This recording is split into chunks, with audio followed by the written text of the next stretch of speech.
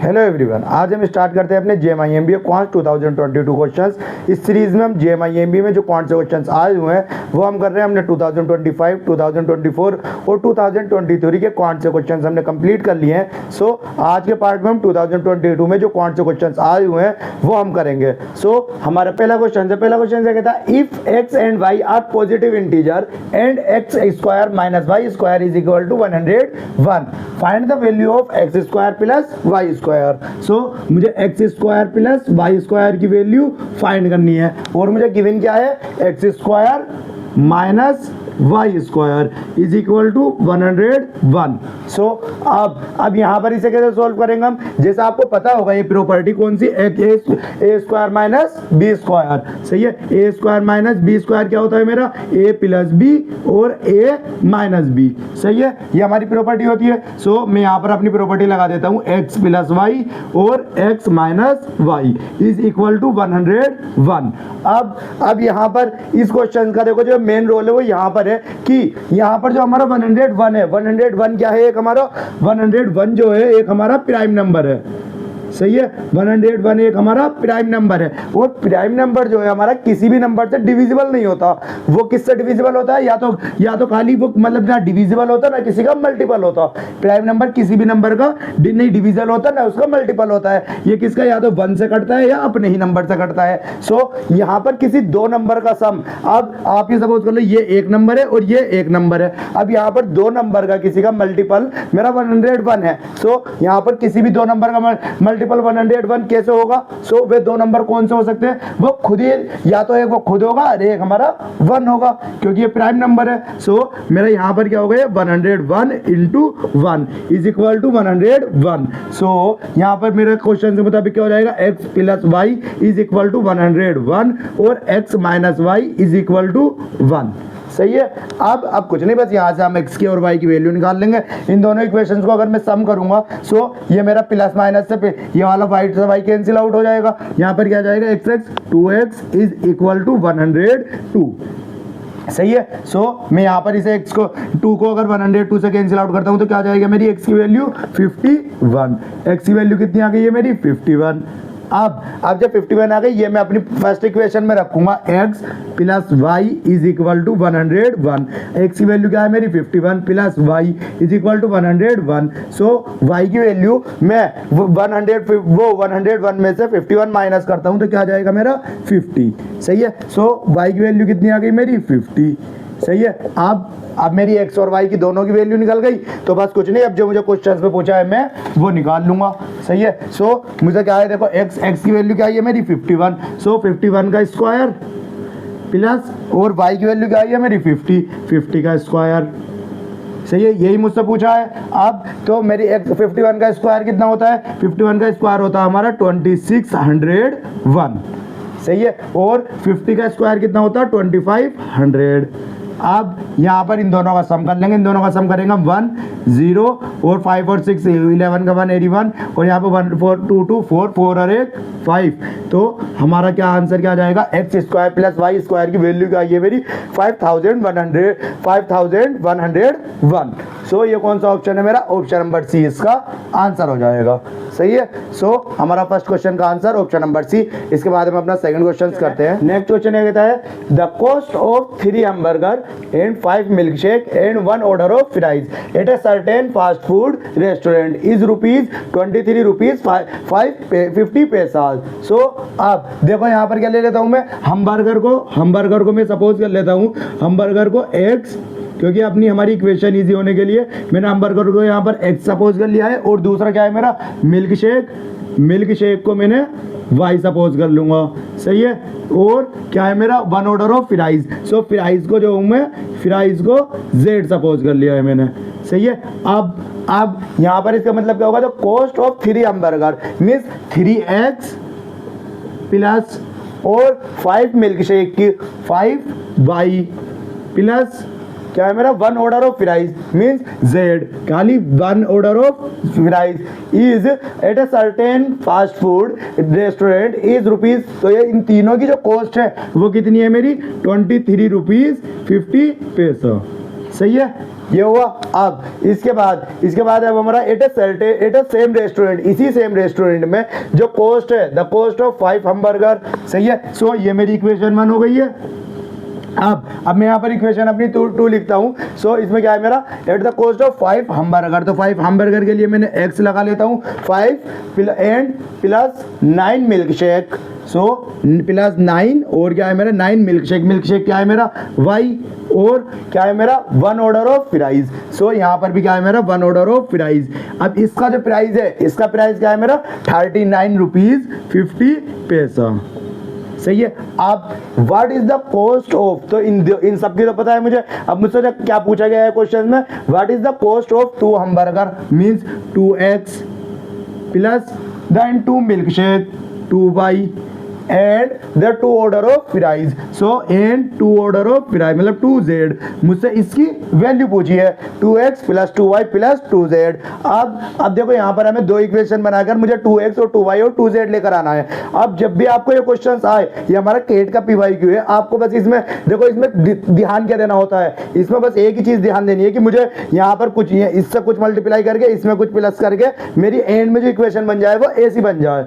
अब मैं यहाँ पर चेक करता हूँ, देखो यहाँ पर अगर मुझे इसे 2 बनाना होगा, यहाँ पर अगर मुझे नीचे अगर मुझे 2 करना है, यहाँ पर 2 लेकर आना है, तो मैं यहाँ पर अगर देखो यहाँ पर क्या होगा मेरा, अब मैं इसमें से इसे अगर माइनस कर दूं, ये वाली इक्वेशन में से मैं इसे माइनस करूंगा तो क्या आएगा मेरा, यहाँ पर तो 2y आ जाएगा, वो 2x आ जाएगा, और यहाँ पर मेरा 4y आएगा, सही है। सो यहाँ पर क्या जाएगा मेरा 4y आ जाएगा, और यहाँ पर क्या आएगा मेरा 0z, अगर मैं इक्वेशन 2 में से इक्वेशन 1 को माइनस करूँ। सो ये तो मेरा पॉसिबल नहीं है, सही है, क्योंकि मुझे क्या चाहिए, मुझे 2x 2y और 2z चाहिए। अब इसके बाद क्योंकि अगर मैं यही इक्वेशन फर्स्ट इक्वेशन को अपने ऊपर ही रखता हूँ, सो इसमें यहाँ पर चेक करूँ, और यहाँ पर क्या है मेरा 50, यहाँ पर क्या है 5, और यहाँ पर क्या है मेरा 3। अब अगर मैं यहाँ पर चेक करता हूँ, देखो अगर इस वाली पूरी इक्वेशन में मैं किससे मल्टीप्लाई करता हूँ, अगर 4 से मल्टीप्लाई करा देता हूँ, सही है, पहली मतलब इक्वेशन 1 को अगर पूरी इक्वेशन को मैं किससे 4 से मल्टीप्लाई करता हूँ, तो आगे क्या बन जाएगी मेरी इक्वेशन, देखो 4 3 जा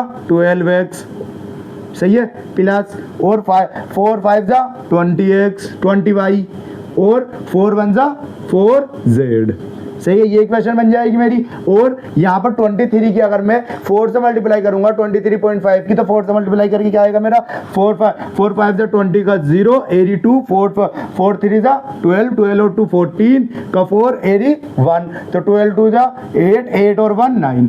सो मेरी इक्वेशन अब क्या बन गई है, मेरी इक्वेशन 3 बन गई है, मेरी इक्वेशन 3।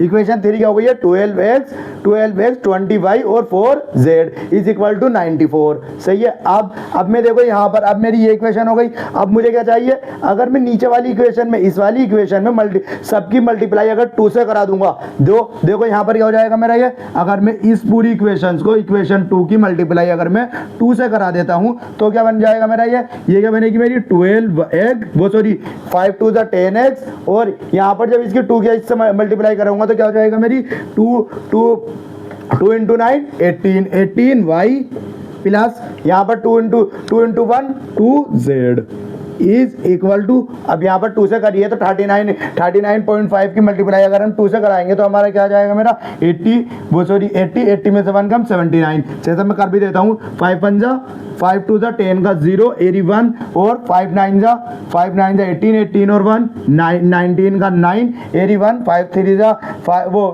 2 3 जा 2 3 जा 6 और 1 7। सो यहाँ पर क्या हो जाएगा मेरा 79, और यहाँ पर क्या हुआ है 94। ये इक्वेशन मेरी 4 हो गई है, सही है। अब देखो यहाँ पर मैं इक्वेशन 3 में से इक्वेशन 4 को माइनस करता हूँ, किस में से, इक्वेशन 3 में से अगर मैं माइनस करता हूँ, सब्सट्रैक्ट करता हूँ इक्वेशन 2 को,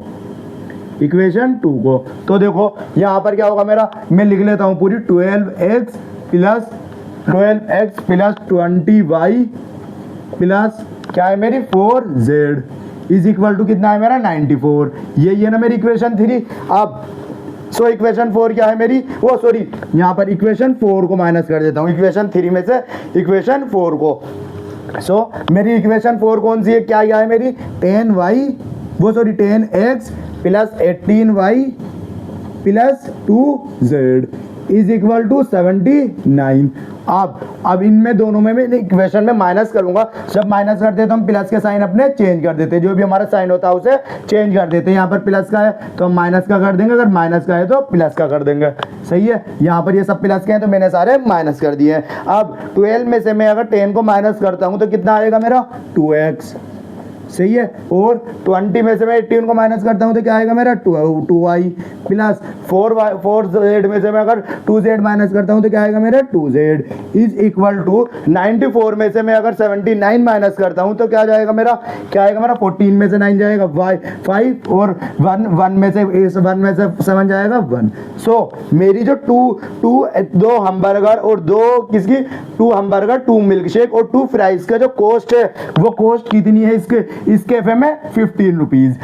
देखो इनका तीनों का कॉस्ट प्राइस क्या है मेरा 15 रुपीज। सो इसका आंसर हो जाएगा मेरा ऑप्शन नंबर 20 का आंसर हो जाएगा, सही है। और इन क्वेश्चंस को हम इसी मेथड से सोल्व करते हैं कि पहले हम इक्वेशन को चेक करते हैं कि हमारी फाइनल इक्वेशन है उसे कैसे बना सकते हैं हम, सही है। सो देखो जैसे मैंने यहाँ पर 4 से मल्टीप्लाई, यहाँ पर 2 से मल्टीप्लाई, अगर उसके बाद में इसे चेक करूंगा, बस ये हमारा हिट एंड ट्रायल का ही कॉन्सेप्ट होता है इस इक्वेशन में। ये हमारा केट का PYQ है। और हमारा देखो कितना सिंपल क्वेश्चन था, बस इसमें ये एज्यूम करना ही मुश्किल था कि हम किसकी मल्टीप्लाई कितनी कराएं, सही है। सो इसके बाद हम अपना नेक्स्ट क्वेश्चन करते हैं। नेक्स्ट क्वेश्चन ये कहता है for an odd number n जो है हमारा एक ओड नंबर है, n क्या है हमारा एक ओड नंबर है, सही है। ये हम अपने साइड में लिख लेते हैं। Find the highest number that always divide, means एक हमें हाईएस्ट नंबर बताना है जो हमारी इक्वेशन क्या है n स्क्वायर माइनस 1 को हमेशा डिवाइड करे। इसे ऐसा नंबर बताना है जो इस इक्वेशन को हमेशा डिवाइड करे। इसके अंदर में n की कौन सा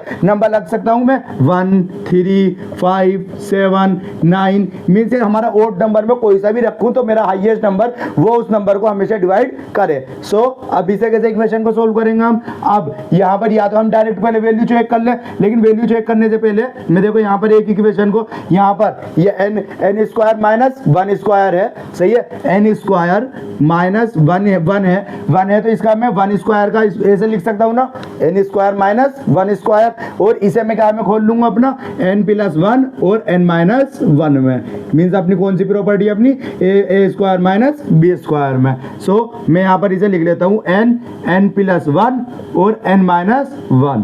अब मेरी इक्वेशंस किसी भी नंबर की में मल्टीपल करने मुझे आसान हो जाएगी, सही है। सो अब मैं यहाँ पर देखो पहले ही मैं अपना हिट एंड ट्रायल लगा के चेक कर लेता हूँ, क्योंकि मेरा n जो है ओड नंबर है, ये तो मुझे पता है n ओड नंबर है। अब मुझे ऐसा नंबर चाहिए जो ये हर नंबर इस पे डिवाइड होता रहे। सो देखो अगर मैं n को 1 रखता हूँ, n को अगर 1 रखूंगा तो n में 1 में से 1 माइनस होकर यहाँ पर 0 आ जाएगा, सही है। जैसे कि मैं n को 1 रखता हूँ तो यहाँ पर हो जाएगा 1 प्लस 2, और n 1 में से 1 माइनस होएगा तो ये हो जाएगा 0, और किसी भी नंबर की मल्टीप्लाई 0 से करें तो हमारा पूरा का पूरा 0 हो जाएगा। सो n तो 0 से तो हर कोई नंबर डिविजिबल होता है, ये 0 को तो कोई लिखने की जरूरत ही नहीं है। सो अब हमारा नंबर क्या बनेगा, दूसरा नंबर चेक करते हैं हमें 3 पर।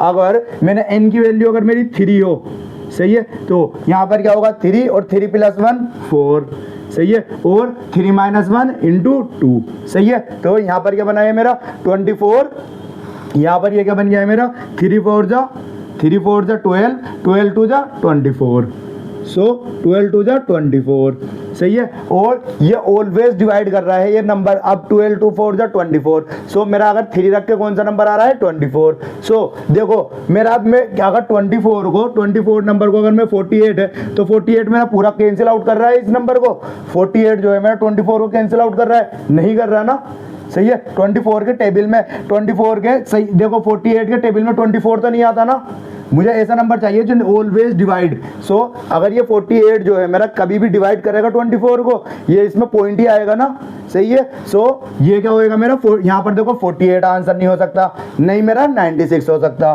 सही है। और मेरा 24 और 12 में अब देखो ये नंबर मेरा 12 भी से कैंसिल आउट कर सकता है और 24 भी कैंसिल आउट कर सकता है। सो मुझे अभी इन दो ऑप्शंस का कंफर्म नहीं है। सो मैं आगे का अपना एग्जांपल आगे को रख के अपना नेक्स्ट वैल्यू पुट करके चेक करता हूँ।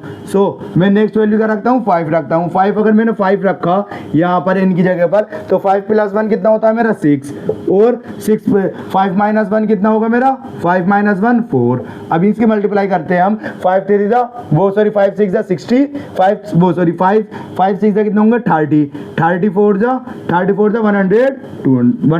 120। सो ये 120 जो है मेरा 120 को देखो 24 भी डिवाइड करता है, सही है, 24 से भी डिवाइड हो जाता है, ये 24 5 जा और 12 से भी डिवाइड हो जाता है, सही है, और मेरा 12 से भी डिवाइड हो जाता है, सही है। सो यहाँ पर ये दोनों अभी तो मेरा इसमें तो कोई पता नहीं चल रहा कि मेरा कौन सा हाईएस्ट मल्टीपल है। हाईएस्ट मल्टीपल है मेरी 12 मेरा कैंसिल आउट कर रहा है, मेरा इस नंबर को भी 12 कैंसिल आउट कर सकता है। लेकिन देखो अगर यहाँ पर अगर आपको ये 24 वाला अगर कंफ्यूजिंग लगा हो तो आप यहाँ पर चेक कर लें 48। अगर मेरा 120 को मैं 48 से डिवाइड करता हूँ तो 48 के टेबल में 120 आता है, नहीं आता ना। सो ये नंबर मेरा आंसर नहीं होगा। अब ऐसे ही में 96 120 मेरा 96 को कैंसिल आउट करता है, सही है, ऑलवेज डिवाइड, तो 96 को कैंसिल आउट कर सकता है, नहीं कर सकता ना। सो मेरा 48 और 96 तो नहीं हो सकता, ये तो मुझे कंफर्म हो गया।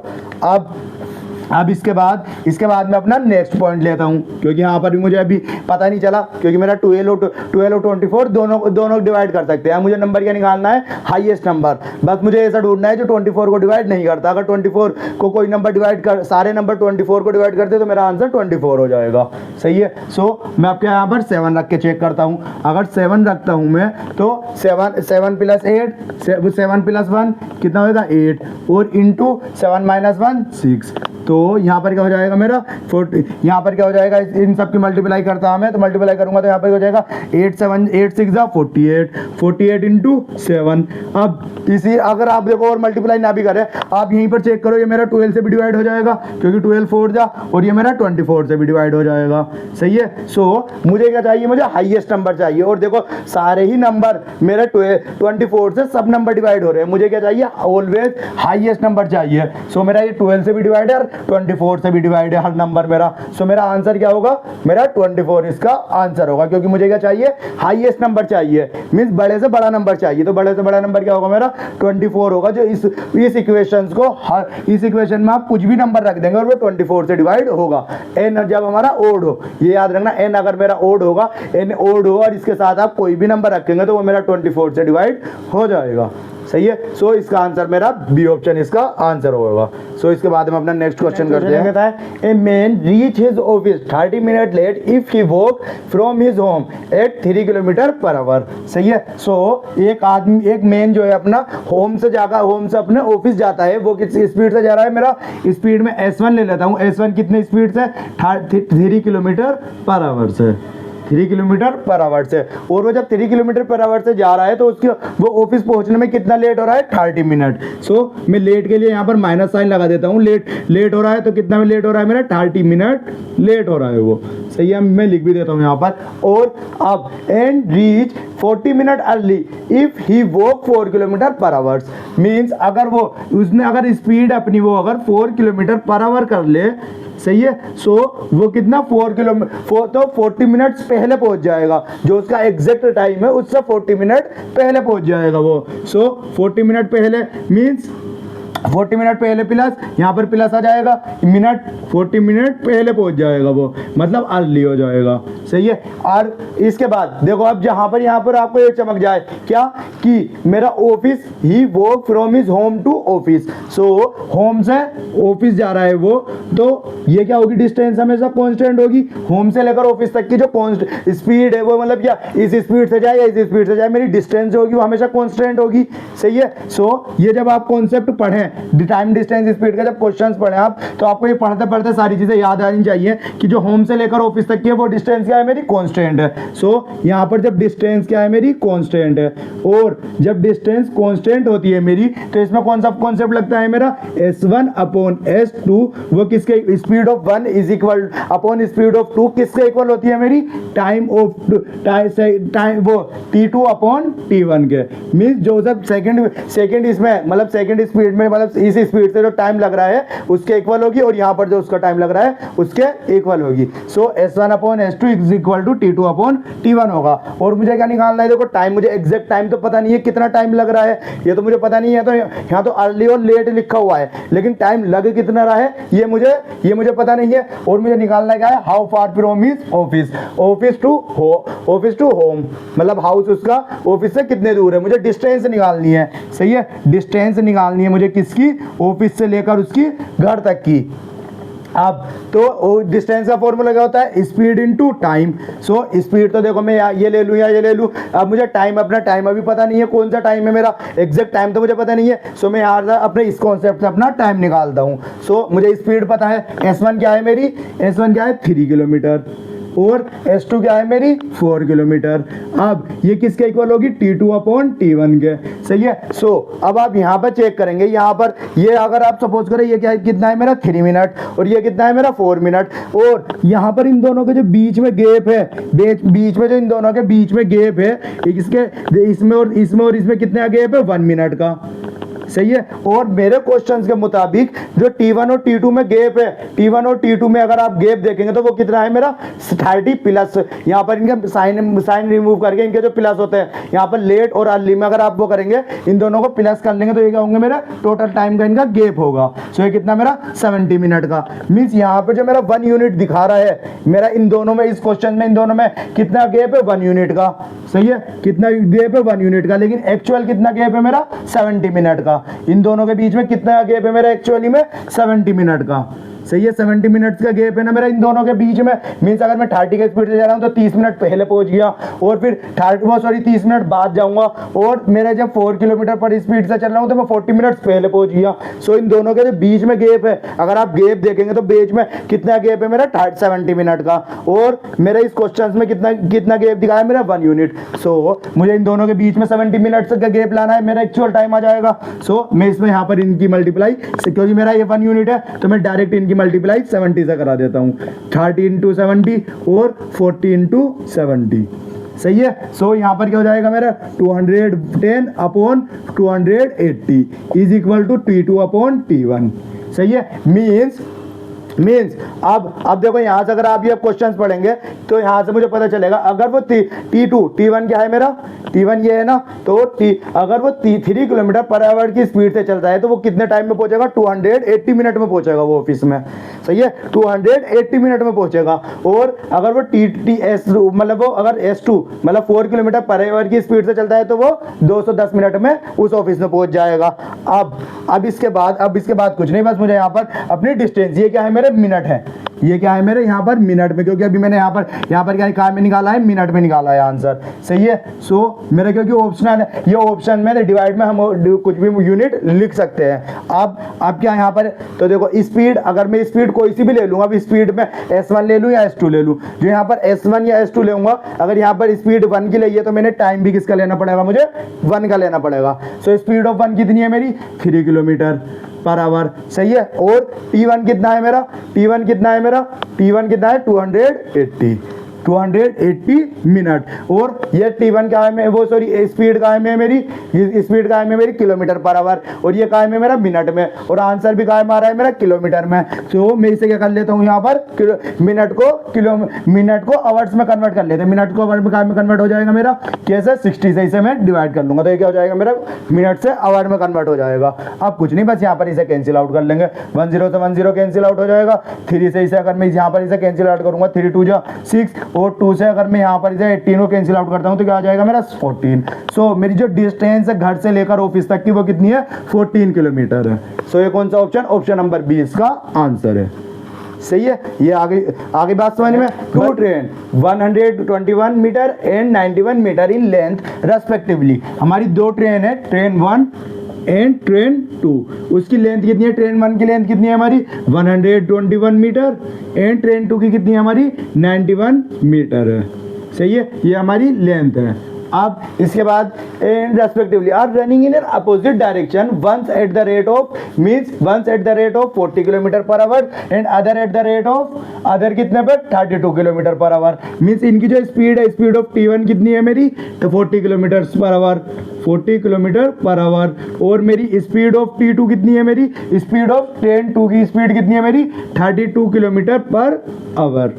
सही है। Will they take completely clear each other from the moment they meet. Means मुझे देखो ये काज में आ रही है, दो ट्रेन है मेरी अपोजिट डायरेक्शन से आ रही हैं। अब आप एक जगह सपोज करिए, जैसे ये दो मार्ग में आप ये सपोज करिए दो ट्रेन है। अब ये दो ट्रेन यहाँ से ये आ रही है, यहाँ से अपोजिट डायरेक्शन से आ रही है, एक 40 किलोमीटर की और एक मेरी 32 किलोमीटर की स्पीड से आ रही है। और इनकी लेंथ जो है एक की 120 और एक की मेरी 19 मीटर है, 99 मीटर है। अब ये दोनों यहाँ से जब आई, एक सपोज करो यहाँ से जब ऐसा आके ये जब यहाँ से मूवमेंट, अब इन्होंने कहा है जब ये हमारी एक दूसरे से टकराएं, मतलब एक दूसरे से वो करें, मतलब मूवमेंट में दे मीट, या जब यहाँ पर एक दूसरे से मिलेंगी इस जगह पर और इससे जितनी देर में एक दूसरे से खाली हो जाए, क्लियर कर दे उसे इस जगह को, उसे हम क्या कहेंगे, उस टाइम वो उतना टाइम निकालना है, इतने कितना टाइम लगेगा हमें। अब तो पहले यहाँ पर डिस्टेंस निकालेंगे। सो यहाँ पर डिस्टेंस क्या होगी, देखो अब जब मेरी ये यहाँ से ये क्रॉस करी, यहाँ से स्टार्ट हुई ट्रेन, अब ये एक दूसरे से यहाँ पर ऐसे चलती रहेंगी। अब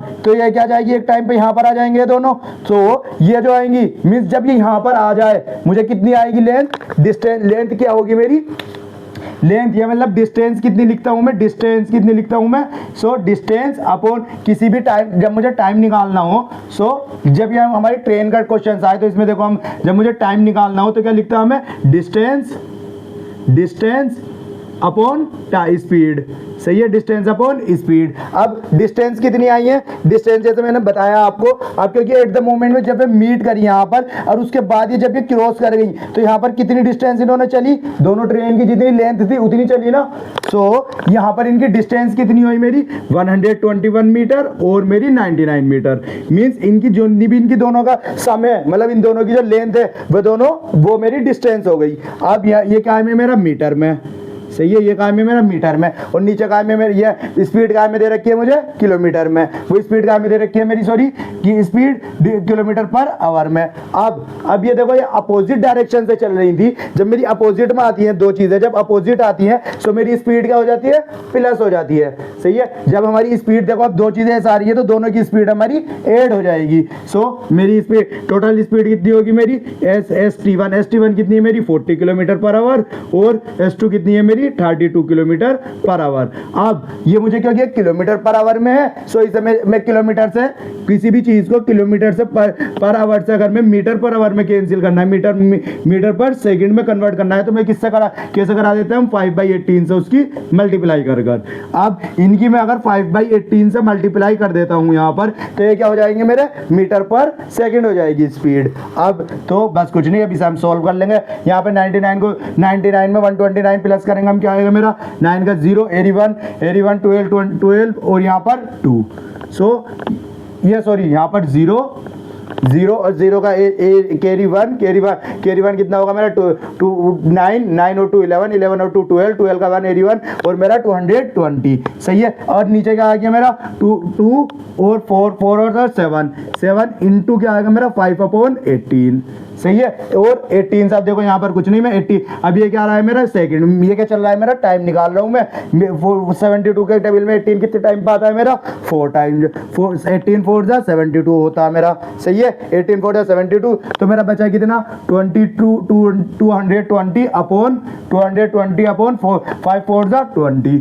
सही है, 10 और यहाँ पर मेरा इसे यहाँ से अगर मैं 2 को इससे कैंसिल आउट करूंगा तो क्या जाएगा मेरा 11। सो ये क्या जाएगा मेरा 11 सेकंड इसका आंसर आ जाएगा। मींस ये दोनों की दोनों ट्रेन आपस में जो क्रॉस हो जाएंगी कितने टाइम में क्रॉस हो जाएंगी मेरी 11 सेकंड में इसका आंसर हो जाएगा। सही है, ये आ गया होगा समझ में। सो इसके बाद हम अपना नेक्स्ट क्वेश्चन करते हैं। नेक्स्ट क्वेश्चन ये कहता है A and B do a work alone in 16 days। Means A plus B जो है हमारा दोनों मिलकर कितने दिन में 16 डेज में हमारा वर्क कंप्लीट कर देते हैं। और B and C do the same work exactly in 12 days. और B प्लस C कितने दिन में कर देते हैं, अगर B और C मिलकर काम करें तो कितने दिन में कर देते हैं मेरे 12 डेज में। सही है, और while C and A do the work alone in 10 days। जिसमें C और A सी एंड ए दोनों मिलकर अगर काम करें तो कितने दिन में काम कंप्लीट कर देंगे अपना 10 डेज में। सही है।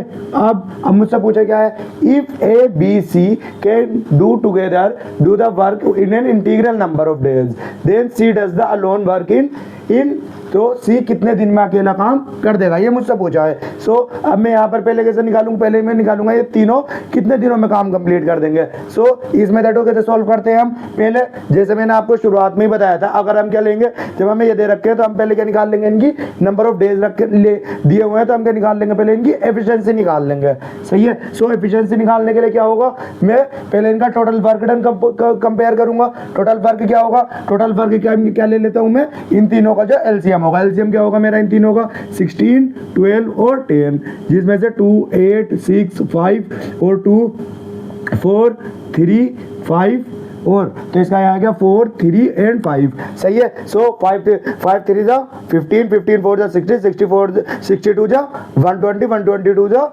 240। सो इन तीनों का जो एलसीएम होगा, इन तीनों का एलसीएम क्या होगा मेरा, इन तीनों का एलसीएम होगा मेरा 240। सही है। इन तीनों का एलसीएम तो वही मैं क्या ले लूंगा, अपना टोटल वर्क डन ले लूंगा।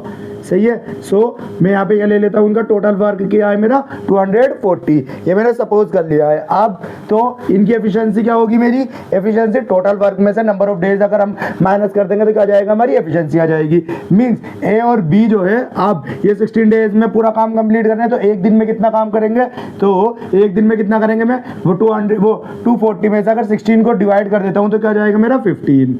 जैसे 240 को अगर आप 16 से डिवाइड करेंगे तो क्या आएगा मेरा 15 आएगा। सही है। और 12 को 240 से डिवाइड करेंगे तो क्या आएगा मेरा 20, और 10 को सी और ए को मतलब सॉरी 10 को अगर 240 से डिवाइड करेंगे तो क्या आएगा मेरा 24। सही है। यहाँ पर क्या जाएगा मेरा 24। सो अब आपको पता है क्या कि ए और बी दोनों मिलकर एक दिन में कितनी, मेरे जैसा आप चेयर का एग्जाम्पल ले ले तो ए और बी दोनों मिलकर एक दिन में कितनी चेयर बना रहे हैं मेरी 15, बी और सी मिलकर एक दिन में कितनी चेयर बना रहे हैं 20, और सी और ए एक दिन में मिलकर कितनी चेयर बना रहे हैं मेरी 24। सो मैं यहाँ पर क्या कर लेता हूँ, इसे ऐड कर लेता हूँ। जैसे इन तीनों को अगर मैं ऐड करूंगा तो यहाँ पर क्या जाएगा मेरा ए प्लस बी, सही है, बी प्लस सी और सी प्लस ए। सही है। अब और जो इनकी एफिशिएंसी है, टोटल एफिशिएंसी को, क्योंकि मुझे एफिशिएंसी चाहिए, मैं तीनों की एफिशिएंसी को सम कर लेता हूँ। टोटल तीनों की एफिशिएंसी सम करेंगे हम, क्या होगा 15 प्लस 20 प्लस 24। सही है। तो ये सारे के सारे मिलकर मतलब एक दिन में इतना काम कर लेंगे। अब तो मैं यहाँ पर क्या करूँगा, अब यहाँ पर देखेंगे मेरा क्या है, देखो 2A plus 2B plus 2C equal to कितना है मेरा 24, 44, 44 और 15 कितना होगा मेरा, नहीं 15, 15 और 4 34, 34, 34 और 24 कितना होगा मेरा 59। सही है। सो मैं ए प्लस बी प्लस सी, यहाँ पर 2 कॉमन लेगा, 2 को मैं इधर यहाँ पे इससे डिवाइड कर दूंगा 59 को, तो मेरा क्या बच जाएगा मेरा, अगर मैं इसे 2 से, जैसे यहाँ पर अगर 59 अपॉन 2 करूंगा तो क्या आएगा मेरा, क्या आएगा 219 अपॉन 0.5। मीन्स एक दिन के अंदर ए बी सी तीनों मिलकर कितनी चेयर बना देते हैं मेरी, मतलब कितना काम कंप्लीट कर देते हैं 29.5 यूनिट। सही है। एक दिन में तीनों मिलकर इतना काम कंप्लीट कर देते हैं। सही है। यहां से मुझे ये पता चल गया कि ए बी सी तीनों मिलकर एक दिन में कितना काम कर रहे हैं मेरे 29.5, और यहाँ पर लिखा हुआ है if A B C can together do the work is an integral number of days. So अब यहाँ पर मैं देखो ये ए बी सी तीनों मिलकर ये कितने दिनों में काम कंप्लीट कर रहे हैं मेरा, ये एक दिन में कितना कर रहे हैं 29.5। सो मेरा टोटल नंबर ऑफ, तो ए बी सी अगर तीनों ही काम करते रहे तो ये कितने दिनों में काम कंप्लीट कर देंगे, ये कैसे निकालूंगा मैं। So A B plus C together complete the work, whole work together complete the whole work. So whole work कितना आएगा मेरा, होल वर्क कितना होगा मेरा 240 अपॉन 29.5। सही है, ये हो जाएगा। अब यहाँ से इसे मैं अगर डिवाइड करूंगा, सो आप ये डिवाइड कर लेना, यहाँ से जब हम इसे डिवाइड करेंगे पूरे को तो ये क्या आएगा मेरा 13.383 कुछ समथिंग आएगा। सही है। सो अब मुझसे कहा है कि तीनों मिलकर ABC together do the work in integral number of days. So मैं यहाँ पर ये 13.883 आएगा। सो मैं इसे ले लूंगा कि ये ABC तीनों मिलकर, क्योंकि मुझे इंटीग्रल नंबर ऑफ डेज चाहिए, सो मैं क्या ले लूंगा ABC तीनों मिलकर 13 डेज में मेरा वर्क कंप्लीट कर देंगे। सही है, ABC तीनों मिलकर मेरा वो एक काम, पूरा काम कितने दिन में कंप्लीट कर देंगे 13 डेज में। अब इसके बाद मुझसे देखो यहाँ पर क्या पूछा है, then C does the whole work alone. अब सी कितने दिनों में अकेला सी कितने दिनों में काम कंप्लीट कर देगा। ABC एक दिन में कितनी बना रही है मेरी 29.5, और A और B दोनों मिलकर कितने बना रहे हैं मेरा 15। सही है, A और B, जैसे ABC, अगर आप यहाँ पर देखो, मैं ऊपर यहाँ पर थोड़ा सा ऊपर से रफ कर देता हूँ, जैसे यहाँ पर मैं अगर ये यहाँ पर लिखता हूँ मैं ABC तीनों का तीनों मिलकर A plus B plus C तीनों का तीनों मिलकर एक दिन में कितनी चेयर बना रहे हैं मेरी, अगर चेयर लेंगे आप तो 29.5 यूनिट बना रहे हैं। अब A और B अकेला मेरा A और B का अगर मैं चेक करूँ, क्योंकि मुझे C की एफिशिएंसी निकालनी है, अगर A और B आप चेक करेंगे तो A और B कितना काम कंप्लीट कर रहे हैं मेरा एक दिन में कितने यूनिट बना रहे हैं मेरे 15। सो मैं A और B की जगह पे मैं 15 रख दूंगा, तो मेरी यहाँ पर क्या C की एफिशिएंसी आ जाएगी, C कितना काम कर रहा है एक दिन में। सो मैं यहाँ पर अपनी C की एफिशिएंसी निकाल लूंगा C, तो 29 में से अगर मैं 15 माइनस करूंगा तो क्या आएगा मेरा 14.5।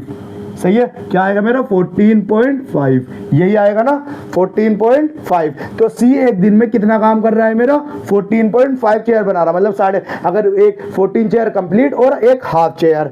सही है। सो अब ये टोटल वर्क कितने दिनों में कंप्लीट कर देगा, एक दिन में कितना बना रहा है मेरा 24.5। सो मेरा टोटल वर्क कितने दिन में कंप्लीट कर देगा, टोटल वर्क कितना है मेरा 240 में से अगर मैं एक दिन में कितनी बना रहा है मेरे 14.5, तो टोटल नंबर ऑफ डेज आ जाएंगे कितने दिनों में कंप्लीट करेगा यहाँ पर।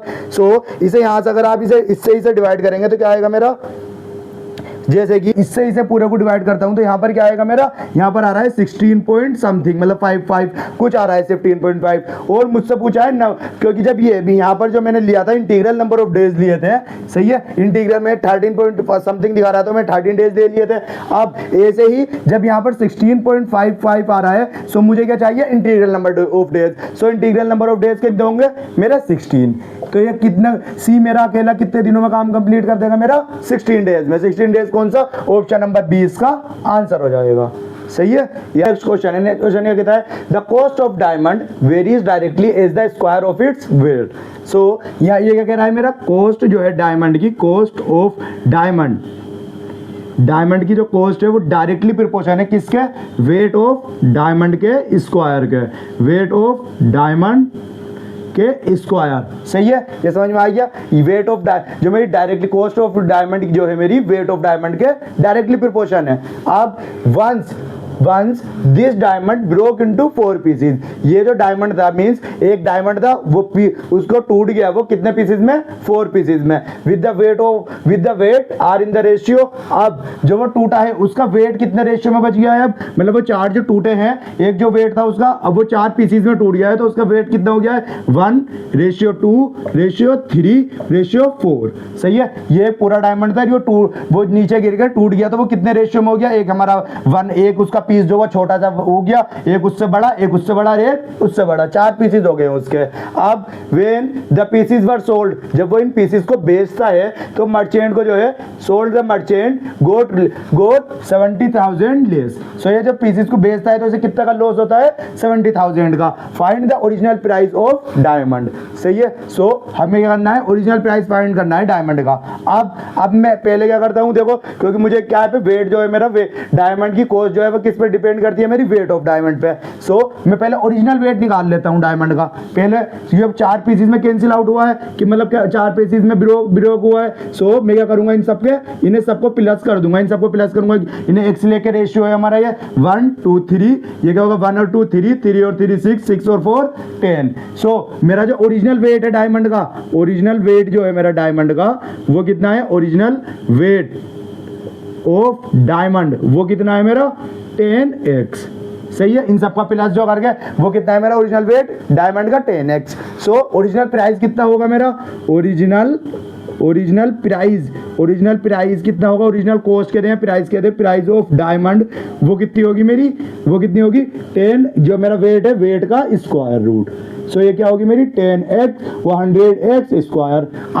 अब मुझे क्या निकालना है, देखो एक्स स्क्वायर की वैल्यू निकालनी है, यहाँ से मुझे पता नहीं। सो अब मेरा देखो एक दूसरी चीज मुझे क्या दे रखी है, यहाँ पर दूसरी चीज दे रखी है कि ये जो डायमंड है, मुझे डायमंड को जब मैंने इसे बेचा, ये वाले रेशियो को इन सबको चारों को अलग अलग बेचा, तो मुझे लॉस हुआ कितना का 70,000 का। सो पहले मैं इन सब की कॉस्ट निकाल लेता हूँ, इसे कॉस्ट क्या हुई। सो जब वो देखो when the cost of diamond कौन सा वाले डायमंड की, जो हमारा ये वाला डायमंड है, स्मॉल डायमंड जिसका में 1x वेट है, उसकी क्या कॉस्ट होगी, तो उसकी कॉस्ट क्या होगी मेरी 1x का, तो 1x का होल स्क्वायर। सही है, क्योंकि वेट है इसका ये। अब ऐसे ही कॉस्ट ऑफ डायमंड जिसका 2x वेट है, उसके कितनी कॉस्ट होगी मेरी 2x का होल स्क्वायर। अब ऐसे ही cost of diamond of 3x वाले की क्या वेट होगा, क्या प्राइस होगा मेरा, तो इसे कितने का बेचा होगा इसने 3x का होल स्क्वायर। अब ऐसे ही मेरा कॉस्ट ऑफ डायमंड ऑफ जिसका किसका 4x वाले का जो वेट है मेरा, उसकी कितनी कॉस्ट होगी, तो इसका कितना 4x का होल स्क्वायर। सो इनका प्राइस क्या क्या आया मेरा, देखो यहाँ से प्राइस क्या है इसका एक्स स्क्वायर, यहाँ से कितने का आया मेरा 4x स्क्वायर, यहाँ पर कितना आया मेरा 9x स्क्वायर, और यहाँ पर कितना आया मेरा 16x स्क्वायर। सही है। सो इसने ये जो छोटा वाला डायमंड है इसे कितने का बेचा इसने एक्स स्क्वायर का, इससे बड़ा वाला जो है 4x स्क्वायर का, यहाँ ये जो बेचा इसने ये कितने का बेचा 9x स्क्वायर का, और ये वाला कितना बेचा 16x स्क्वायर का। सही है। और तो इसने चारों कितने रुपए के बेच दिए, ये चारों कितने रुपए के बेच दिए, यहाँ पर इन सबका सम कर दूंगा मैं, 16 + 9 25, 25 और 4 29, 29 और 1 20 और 30, तो 30x स्क्वायर के इसने ये चारों डायमंड बेच दिए। अब मेरा ओरिजिनल वो डायमंड अगर ब्रोक ना होता, टूटता ना, तो कितने का बिकता वो 100x स्क्वायर का बिकता। अब कितने का बिका, क्योंकि ब्रोक होने के बाद 30x स्क्वायर का। सो उसे लॉस मेरा यहाँ पे लॉस कितना हुआ, उसे 70x स्क्वायर का लॉस हुआ ना। सही है, 70x स्क्वायर का लॉस हुआ, इतने का बिकता हुआ, लेकिन इसे ब्रोक होने के बाद वो इतने का बिका 30x स्क्वायर का। सो मुझे लॉस कितने का हुआ 30x स्क्वायर 70x स्क्वायर का। अब तो ये जो मेरा 70x स्क्वायर है, मेरे क्वेश्चन के मुताबिक कितना है, क्वेश्चन में कितना का लॉस हुआ मुझे 70,000 का। सही है। अब यहाँ पर कुछ नहीं, बस हम यहाँ पे 1070 इसके 7 से यहाँ पर 7 कैंसिल आउट करेंगे तो क्या आ जाएगा मेरा 1000। सो एक्स स्क्वायर की वैल्यू कितनी आ जाएगी मेरी 1000। अब 1x स्क्वायर की वैल्यू निकालनी थी यहाँ पर। सो मेरी ओरिजिनल प्राइस क्या होगी डायमंड की, ओरिजिनल प्राइस क्या होगी डायमंड की 100 इंटू एक्स स्क्वायर की वैल्यू क्या है मेरी 1000। सही है। सो यहाँ पर हम मल्टीप्लाई कर लेंगे तो कितने का हो जाएगा मेरा 1 लाख का। सही है, 1 लाख। सो ये डायमंड कितने का था मेरा 1 लाख का था, और ये बिका कितने का 30,000 का बिका, मुझे 70,000 का लॉस हुआ। क्यों, तो मेरा क्वेश्चन कौन सा 1 लाख कौन सा, ऑप्शन नंबर सी इसका आंसर हो जाएगा। सही है। नेक्स्ट क्वेश्चन है the ratio of the age of a man and his wife is. So man का और उसकी वाइफ का जो रेशियो है वो कितना है, मैन वाइफ उनका जो रेशियो है वो कितना है मेरा 4/3। सही है। After 4 year the ratio become 9/7। सो यहाँ पर क्या होगा, आप कितना है इनका 4/3। सो मैं यहाँ पर 4x + 3x ले लेता हूँ, और ये कितने आफ्टर 4 ईयर्स ईयर, तो मतलब 4 साल बाद, तो मतलब यहाँ पर क्या होगा 4x + 4/3x + 4, दोनों की एज में 4 साल बाद, मतलब दोनों की एज में 4 ईयर्स गेन हो जाएंगे जैसे। सो उसका फिर एज कितनी हो जाएगी, मतलब क्या रेशियो हो जाएगा मेरा 9/7।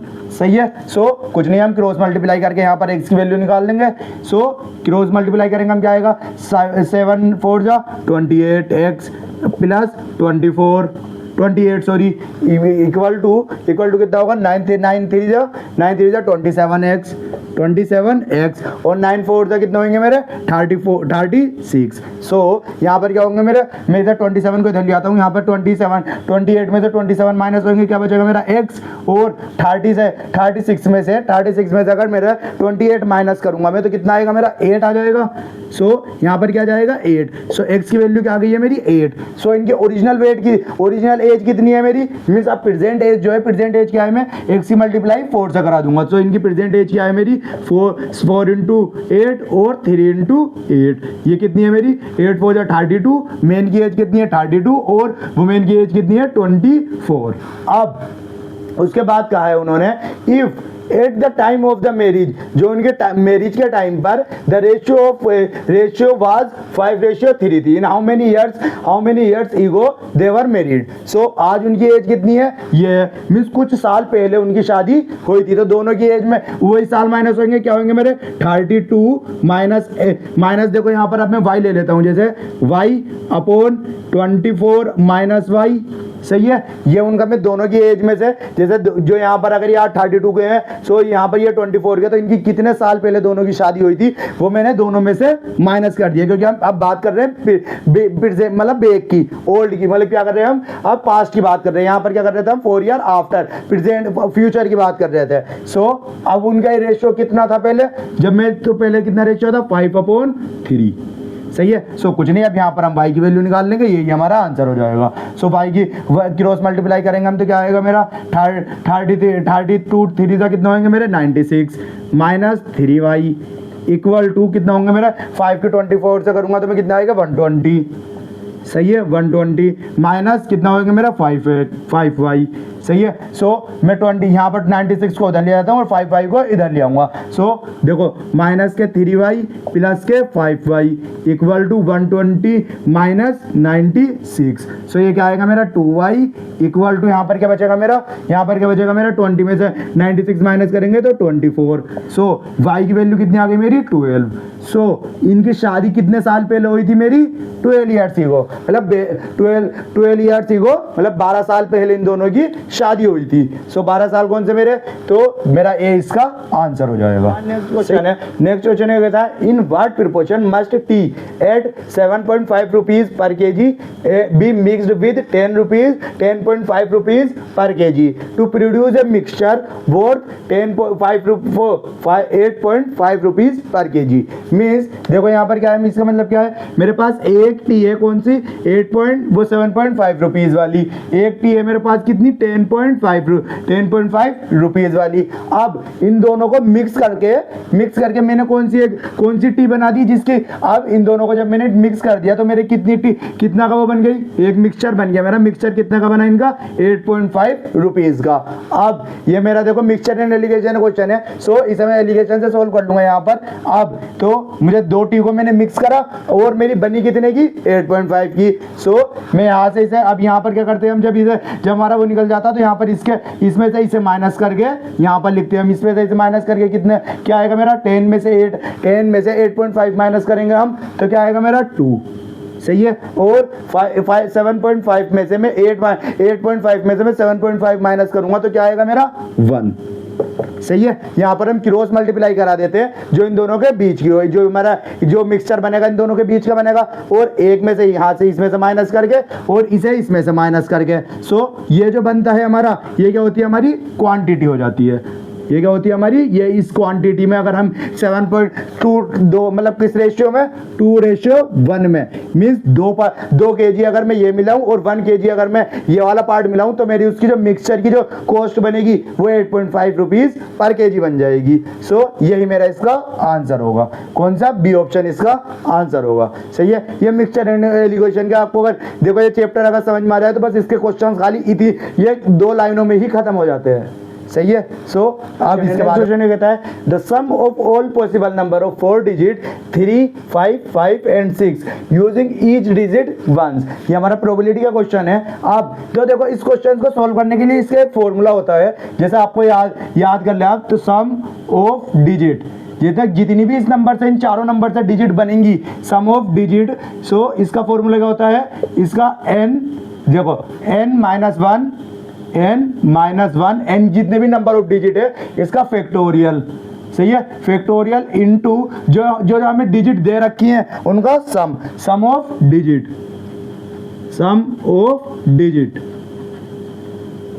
एंड इनटू क्या होगा मेरा, जितनी बार जैसे कितनी डिजिट दे रखी है मुझे 4। सो मैं उतनी ही टाइम यहाँ पर नंबर ऑफ ये इतने ही टाइम में नंबर ऑफ n लिख दूंगा, मल्टीप्लाई बाई 1 जैसे यहाँ पर 4 टाइम है मुझे तो यहाँ पर मैं 4n से मल्टीप्लाई करूंगा। सो ये जितने भी मुझे 5 डिजिट दे रखी है 6 डिजिट दे रखी है, कोई सी भी डिजिट आ जाए, अरे आपसे पूछा जाए अब हाउ मेनी डिजिट इनके मतलब कितने सम होंगे इसके डिजिट के, मीन्स आपके 5 डिजिट 4 डिजिट है मेरी। अब इसमें बस कुछ नहीं, इसका फॉर्मूला यूज कर ले हम और इसमें आंसर आ जाएगा। जैसे कि देखो अब मुझे कितने डिजिट गिवन है, कितने डिजिट गिवन है 4, सो n क्या है मेरा 4, तो n माइनस 1 का फैक्टोरियल, फैक्टोरियल क्या होगा मेरा, फैक्टोरियल क्या होगा मेरा n माइनस 1 फैक्टोरियल और sum of digit, sum of digit. और हाँ एक चीज और इसमें याद रखें कि देखो जैसे यहाँ पर आप जैसे आपने प्रोबेबिलिटी थोड़ी भी पढ़ी होगी तो आपने पढ़ा होगा क्या कि जब भी मुझे डिजिट 2 बार गिवन हो, जैसे जब भी मुझे डिजिट 2 टाइम्स गिवन है, जैसे यहाँ पर तो एक ही डिजिट 2 बार गिवन है 5 5, सो मुझे जो नंबर ऑफ डिजिट में गिना जाता है फिर वो उसमें डिवाइड बाई 2 कर दूंगा मैं, सही है। अब यहीं पे अगर ये डिजिट ये चारों डिजिट अलग अलग होती तो मैं कुछ भी नहीं लेता हूँ, सही है, अपॉन में कुछ भी नहीं, मेरा अपना फिर फॉर्मूला यूज हो जाता है। लेकिन यहाँ पर क्या होगा मेरा, क्योंकि मेरा 2 डिजिट सेम है सो मैं इसका नंबर अपॉन 2 ले लूंगा। और सम ऑफ डिजिट, अब कुछ नहीं, सम ऑफ डिजिट क्या है मेरी 3 + 5 + 5 + 6 इंटू, अब मेरा कितना, ये मुझे 1 1 कितने लेने हैं मुझे 4 टाइम, क्योंकि मेरी डिजिट कितनी है 4 है, इंटू 1 1 1 और 1, सही है। सो ये क्वेश्चन हमारा पूरा बिल्कुल मतलब ऐसा ही क्वेश्चन हमारा केट के अंदर भी आया हुआ है। और देखो बस खाली फॉर्मूला, जिसे फॉर्मूला याद था या फॉर्मूला बेस याद था तो ये हो जाएगा, वरना अगर आप डिजिट बनाने लगे कैसे कि 3 5 5 6 क्या होगी, एक बार ये बनेगी, एक बार 3 मतलब ऐसे कितनी डिजिट बनेगी आपको पता भी नहीं कर सकते आप। सो इसे सोल्व करने के लिए हमारा एक फॉर्मूला होता है। सो यहाँ पर क्या होगा देखो n-3 का क्या होगा मेरा 3 फैक्टोरियल अपॉन 2, सही है, n-4 में से 3 बन गया तो 3 फैक्टोरियल अपॉन 2 इंटू इन सब का सम कितना है मेरा 5 प्लस वो 3 + 5 8 8 + 5 13 13 + 5 19 19 इंटू 1 इंटू 1 इंटू 1 4 टाइम। सो ये 3 into 2 into 1 upon 2 into 19 into 1 1 1 1। सो यहाँ पे 2 से 2 कैंसिल और 3 1 जा 3, सो यहाँ पर क्या होगा 3 इंटू 19 इंटू 1 1 1 1। सो ये क्या होगा मेरा 19 3 जा कितना होंगे मेरा 57 इंटू 1 इंटू 1 इंटू 1। सो यहाँ पर इसका क्या वो करेंगे, सो हम इसकी मल्टीप्लाई कर लेते हैं यहाँ पर, क्योंकि 1 1 1 है तो यहाँ कैलकुलेशन भी इजी होगी। 51 से करेंगे हम, सो 57 से सॉरी, सो क्या आएगा मेरा 7 7 5 7 सॉरी सब जगह 7 7 इंटू 7 मल्टीप्लाई, यहाँ पर क्या आएगा मेरा 5 5 5 और 5 4 टाइम। अब क्या आएगा 7 से 5 और 7 और 5 कितना होंगे मेरे 2 अपॉन 1, तो 1 का कितना जाएगा 5 7 2, ये कितना होंगे मेरे 5 और 7 12 12 और 1 13 13 का 1 एरी 1, तो यहाँ पर क्या होगा 13 का 1 एरी 1 5 और 1 6। सो इसका आंसर क्या होगा मेरा 5। इसका आंसर क्या होगा इस क्वेश्चन का मेरा इन डिजिट, इन 4 डिजिट से जो सम जितनी भी डिजिट बनेंगी उनका सम टोटल सम कितना होगा मेरा 3 कितना 33,327।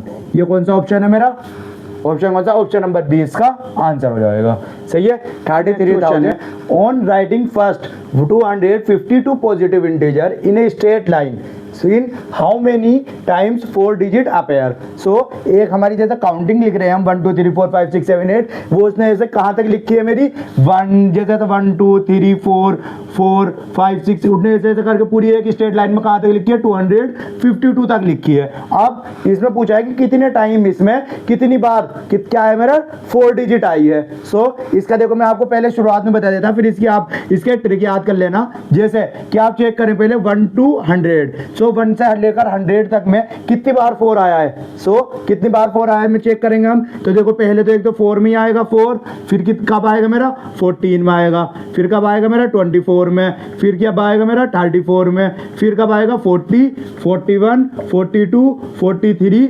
44 45 46 47 48 और 49, फिर इसके बाद 54 64 एंड 74, इसके बाद क्या आएगा मेरा 84, इसके बाद क्या होगा मेरा 94, सही है। सो 100 तक में कितनी बार आएगा देखो ये 94, इसके बाद मेरा 100 में। अब यहाँ पर आप काउंट करेंगे तो 4 कितनी बार आया है मेरा 1 2 3 4 5 6 7 8 9 10 11 12 13 14 15 16 17 18 19 20। सो यहाँ से हमें क्या पता चलता है कि अगर आप कोई सी भी डिजिट देखें जिसका कोई सी भी डिजिट, जैसे यहाँ पर तो मुझे 4 अपेयर डिजिट 4 था, अगर आप 3 देख लें या 2 देख लें या 1 देख लें, सो 1 से लेकर 100 तक कितनी बार एक डिजिट कितनी बार आती है मेरी 20 टाइम्स आती है। सही है, 1 से लेकर 100 तक एक डिजिट कितनी बार आती है मेरी? 20 टाइम्स। आप 1 को, आप इस यहाँ पर चाहे 1 को चेक कर लें, आप 3 को चेक कर लें, किसी भी डिजिट को चेक कर लें, आप क्या चेक करेंगे? 1 to 100 में एक डिजिट कितनी बार आती है मेरी? 20 टाइम्स। सही है, हर मतलब मैं जब 100 से 200 तक देखूंगा तो यहाँ पर भी हर डिजिट कितनी बार आएगी मेरी?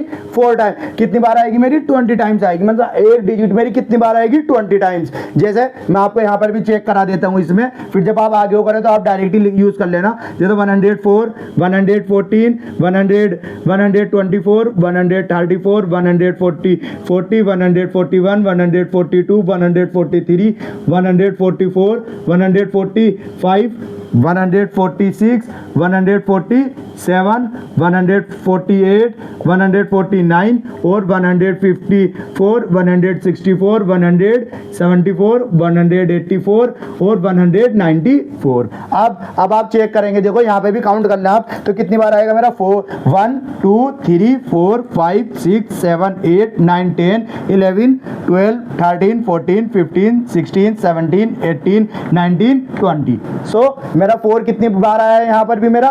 100 से लेकर 200 तक कितनी बार आया मेरा? 420 टाइम। आप ये यहाँ पर मैं 4 की बात कर रहा हूँ, आप यहाँ पर कोई सी भी डिजिट काउंट कर लेना, ये हर डिजिट मेरी कितनी बार आती है? 20 टाइम्स आती है। सही है, आप देखो, आपको अगर आपको डायरेक्ट क्वेश्चन दिखाई दे तो आप क्या करेंगे? 100 से 100 तक कितनी बार आएगा? 20 टाइम्स। 200 से 200 तक कितनी टाइम्स आएगी कोई सी भी डिजिट? 20 टाइम्स। सो आप 200 से 252 तक आप चेक कर लें।